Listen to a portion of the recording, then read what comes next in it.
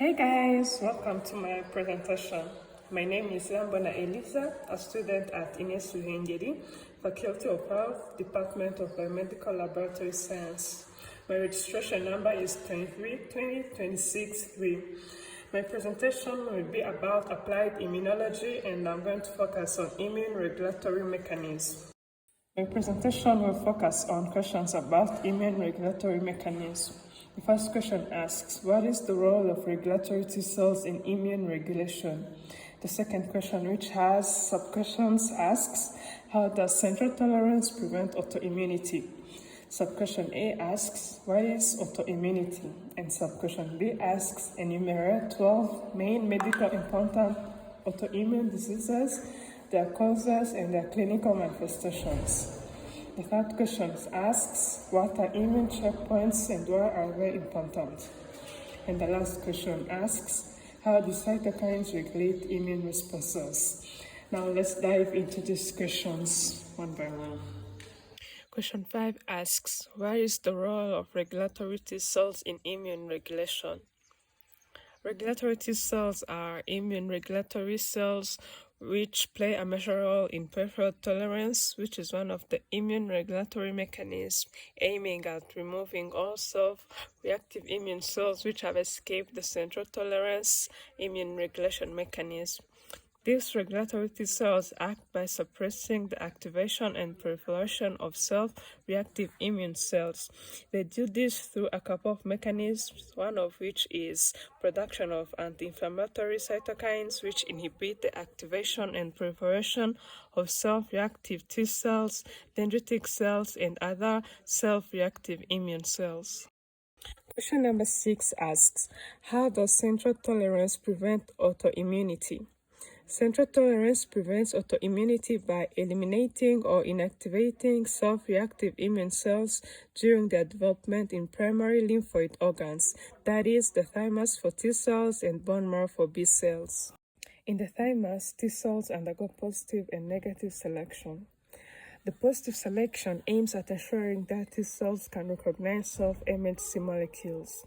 The immature T cells expressing T cell receptors undergo positive selection in the thymic cortex, and those T cells that weakly bind self-MHC molecules receive survival signals, while those that fail to recognize self-MHC molecules undergo apoptosis so that they can be eliminated. Now, the negative selection, which takes place in the medulla of the thymus, aims at eliminating T cells with high affinity for self-antigens presented on self-MHC molecules. How does this happen? In the medulla, medullary thymic epithelial cells and dendritic cells present self-antigens to the developing T cells. The T cells that will bind strongly to self-antigens are signaled to undergo apoptosis so that they can be eliminated and not continue to develop into mature T cells. Now that we have covered how the central tolerance helps to eliminate the self-reactive T cells, let's see how it helps to eliminate self-reactive B cells. In the bone marrow, various mechanisms are employed to ensure that self-reactive B cells are eliminated. The key mechanisms include clonal deletion or apoptosis. This one aims at removing immature B cells with high affinity receptors for self-antigens. Another mechanism is receptor editing. This one allows self-reactive B cells to alter their receptors so that they no longer have a high affinity for self-antigens, and in that way they avoid being eliminated since their receptors no longer bind self-antigens. The last but not least mechanism is anergy. In this mechanism, self-reactive immature B cells that bind soluble self-antigens with low avidity do not undergo apoptosis but become functionally unresponsive or dormant. Now let's move on to question 6a, which asks, what is autoimmunity? Autoimmunity is a condition in which the immune system mistakenly attacks the body's own cells, tissues, or organs, failing to distinguish them from harmful invaders like pathogens.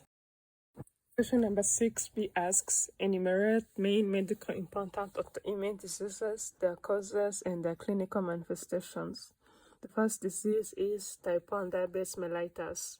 Its cause is autoimmune destruction of pancreatic beta cells by T cells. Clinical manifestations include high blood glucose, frequent urination, increased thirst, weight loss, and fatigue. The second disease is rheumatoid arthritis. Its cause is autoimmune attack on synovial joints, often involving autoantibodies like rheumatoid factor and anti-CCP. Clinical manifestations include joint pain, swelling, stiffness, especially in the morning, deformities, systemic symptoms such as fatigue and fever. Another disease is systemic lupus erythematosus.